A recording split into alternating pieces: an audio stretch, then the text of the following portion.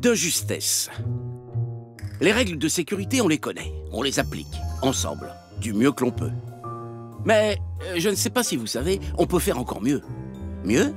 Mais comment? Tenez, quand Michel, l'autre jour, sur le chantier, a traversé sans regarder devant la pelleteuse de Denis. Quand Audrey a grillé un stop parce qu'elle téléphonait avec son portable pour régler un problème avec un fournisseur. Ou quand Mario a shooté sans faire exprès dans le marteau qui est tombé à quelques centimètres de la tête de Jamel 5 étages plus bas. Dans ces cas-là, on se dit tous des choses du style « Je l'ai échappé belle, j'ai eu un sacré coup de bol, le ciel était avec moi ». Et souvent, on passe à autre chose. Mais bon, la chance, on ne peut pas toujours compter sur elle. Pour Michel, Audrey et Jamel, à ce moment-là, le manque de chance aurait pu les envoyer direct au terminus des malchanceux. Avec ce qui leur est arrivé, on ne peut pas parler d'accident, puisqu'il n'y a même pas de blessés. En fait, c'est presque un accident. Un presque accident, quoi. Je ne sais pas si vous savez, mais l'expérience montre que pour un accident grave, il y a eu avant 600 presque accidents, avec la même cause. 600 personnes ont par exemple shooté dans un outil.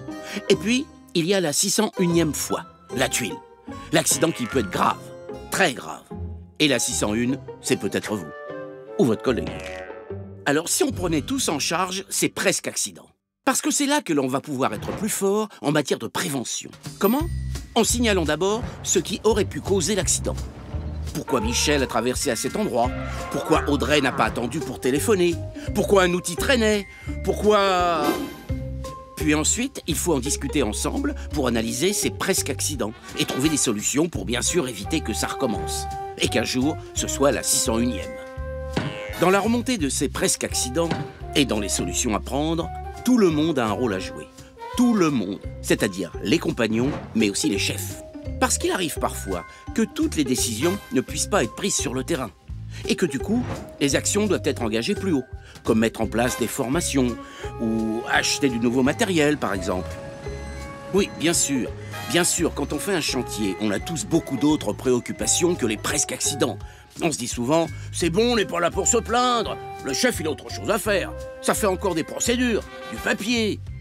Oui, c'est vrai, mais vous ne croyez pas que votre vie ou celle d'un collègue, celle d'un compagnon, ça vaut plus que quelques papiers et une réunion?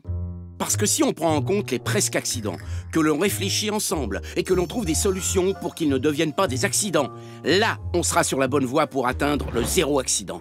Et ça va même plus loin.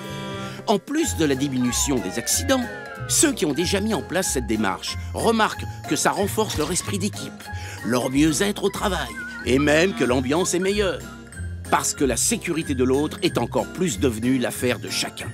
Alors, qu'est-ce qu'on attend pour faire remonter et traiter nos presque accidents?